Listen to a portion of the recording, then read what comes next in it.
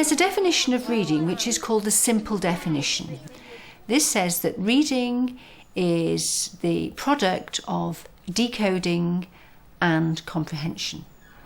Now, if we look at that mathematically, if decoding is at 0, no matter how much you understand, you're still not reading because you actually can't work out the words on the page.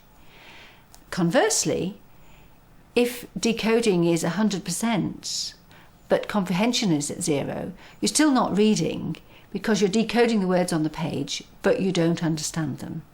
Reading is the product of the two. You have to be able to read the words accurately through decoding, and then you have to understand what you're reading.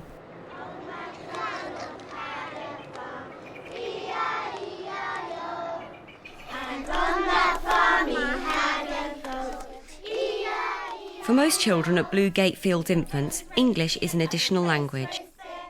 For the last 5 years, the school has achieved above national average in reading and writing in the Key Stage 1 tests, with more than 90% of children currently achieving Level 2 and above. The literacy planning in the school is built around a range of strategies. What we've done in literacy is to make sure that there are lots of different opportunities for children to learn in different ways. What we believe is that the children need to have a whole range of strategies, both when they're reading and they're writing, and that it's our job to make sure that they're confident in using all those different strategies. If you know that the word dog maps onto the letters D-O-G, when you see the word dog, you are able to construct the sound of those 3 letters. So you can go from print to sound and therefore to meaning. And that's really what phonic awareness does. It enables you to map the letter-sound correspondences. Look at this now. There's a current controversy about the teaching of phonics as to whether one should teach analytic phonics or synthetic phonics. Analytic phonics tends to focus on enabling the children to explore language, to consider whether words rhyme, whether they alliterate, and it places less emphasis on the specific phonemes, the sound units in words. The opposite of this, in a sense, is synthetic phonics. Synthetic does not mean artificial here, it means synthesis of sounds. So when you're doing synthetic phonics, you're ensuring that children are aware of the letter-sound correspondences and can blend them together. The children start learning about phonics in the nursery. We know that before the children can start to distinguish between sounds of letters, they need to be really cued in to listen to different sounds that are around them. We don't say to them, you're doing phonics now, it's a game for them.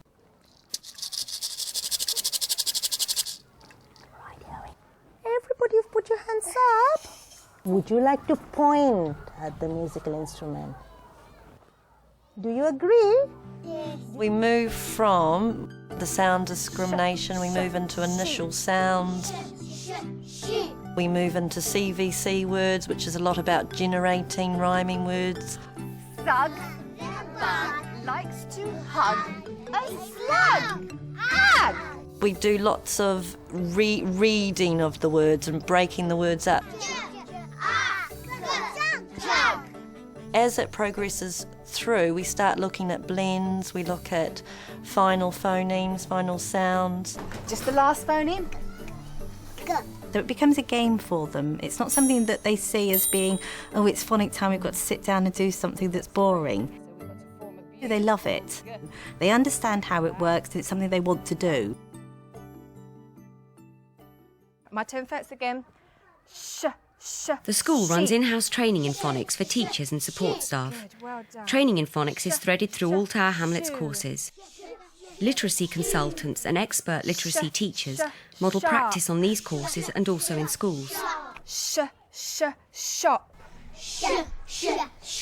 Good, well done. What's the first phoneme? What's the first sound? Shakira. Good. And I nearly forgot.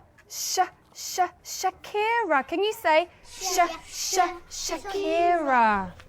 The daily 15-minute phonics sessions in reception, Year 1 and Year 2, are highly structured. Good. See if you can leave a space. have a look. Good boy. Well done. That's excellent. It's very oral, it's very pacey, and one of its strengths is it's got a very strong structure. So every session goes hear it first, because if they can't hear it, you shouldn't be going any further, but you do know from the early stages that they can do that. It goes hear it, read it, write it, revise it, and that structure follows all the way through the stages. Zug the bug. What do you recognise about his name? Put your hand up if you can hear something clever about his name, Yusuf. It rhymes. Do you want to say Zug the bug? Zug the bug. Okay, Sadia, that's fine. Now, Zug the bug just loves to hear words that rhyme with his name. Have a think and put your hand up if you can think of any word that rhymes with bug. Tamina. Lug. Should we all say lug? Lug. Very good, Sadia. Slug. Slug. What a good one. Everybody say slug. In English, rhyme is very important, but rhyme tends to be the last vowel and consonant sounds. So if you're aware of rhymes, you might not necessarily be actually aware of the individual phonemes. You need to be aware of the phonemes in order to map the letters. Predominantly our pupils are Sylheti Bengali speakers, and that's a phonetic language. So we can rhyme in Bengali. And we do believe in being very much upfront with pupils about what's true for their languages as opposed to English, and sharing those differences and celebrating those differences. So that's something we will be very upfront about. Now, this is where we've got to get our listening ears ready. Are you ready with your listening ears? Oh, that's very good. I'm going to say one of our words, and I want you to repeat the first phoneme in the word. Rug. First phoneme. R. Everybody say. R. What about hearing the last phoneme, the sound at the end? Let's try pug. Hand up, Tamina. Pug. Just the last phoneme. G. Everybody say g. Very good. Okay, now I'm going to try and trick you now, because I know you're so clever, but this is really hard. I want you to hear the middle phoneme, the sound in the middle. Not the beginning, not the end, the one in the middle. Okay, ready? Let's have mug. Hand up. Mariam. Very good, that's excellent. Can we all say okay, good, lovely. So it's mug. Let's say it. Mug. Excellent. That's the middle phoneme. Now, Teddy's going to say a word, but he's not going to say the whole word. He's only going to say the separate sounds. And you've got to work out which word he's saying, so you've got to be really clever. S, L, A, G. Slug. What is it? Somebody who hasn't had a go yet. Tasnima. Slug. Is she right?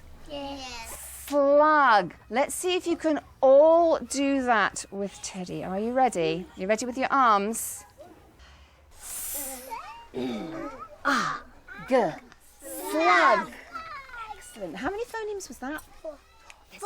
Now you're going to show me how really clever you are. We're going to read some of these words. This one. Hug. See if I've got a tricky one for you. The school also teaches high-frequency words as sight vocabulary. Because of the nature of the English language, children really need to have exposure to the high-frequency words from a very early age, because so many of these high-frequency words are exceptional or irregular in terms of their spelling.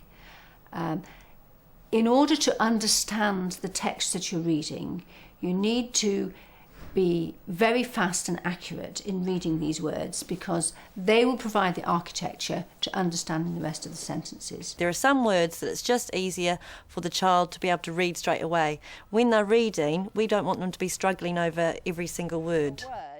The children are encouraged to use their strengths. Some children are really good at remembering what words look like. The word like, actually a lot of children recognise the shape of it. And you'll see them writing, and you'll see them thinking and looking up, and they'll be changing it because they're thinking, actually, I've seen that word before, or I've written that word before. Excellent. Put your board in your lap, get your pen ready. I'm going to read some words for you.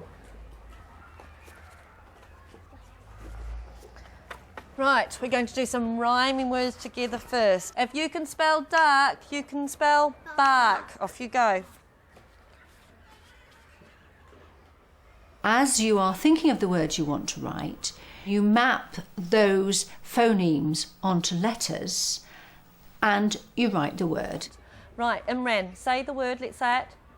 B-A-K. Look at your word, does it look right? Now, it may well be that you start with K-A-T and you write it as K-A-T. However, when you see K-A-T, you might think, oh, that doesn't look quite right. What do you need to do to it? B-A. Good boy, what do you need to put? K. C or a K, what do you think? Good boy. Think about, try and remember what that word looks like. We find it particularly useful in terms of writing and spelling. Ready? Parch. Oh, that ends a little bit differently, doesn't it? Think about the final phoneme. What can you hear at the end? What's the end? The school stresses that it teaches children to use phonics strategies in conjunction with others, not in isolation. We're also thinking about all those strategies that they need, like, does it look right? So trying to prompt them to think about their visual recall of that word. Right, can you check it, Yusuf? Does it look right? Say it to yourself. Let's say the word with Yusuf. Parch. You look at it. Parch. Does it look right? You've got pr. Does it look right? Can you fix it? You have a go for me. You've seen what you've done, haven't you? Good boy.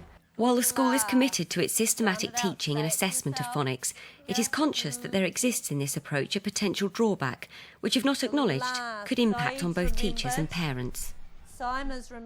Sometimes, because it's so easy, if you like, to assess how well the children are doing in phonics, that can become very easy to say, oh look, my child can read because they can read these words that they've been taught, and a very simple CVC words, for example, to sound out. We don't see that as reading, and we don't want to be teaching something simply because it's easy to assess it or it's easy to explain to parents what we're doing. What other sound does that letter make? The school also identifies a risk factor for the children in too much emphasis on phonics. We have to make sure the children don't become reliant on it, because otherwise they sound out words that they don't know, and it doesn't make any sense to them. So we really have to make sure that the children don't become reliant on any one strategy, that what they're doing the whole time is cross-checking.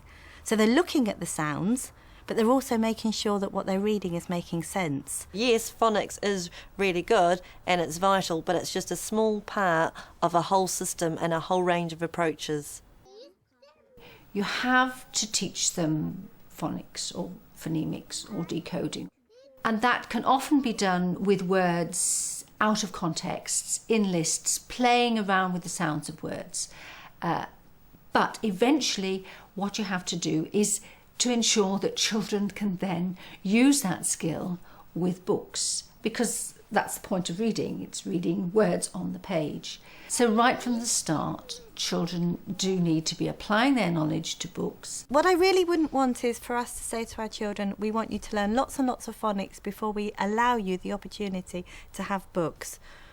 But children have a right to have lots of books. They have a right to be reading books and to have books read to them, and that's what we want for our children.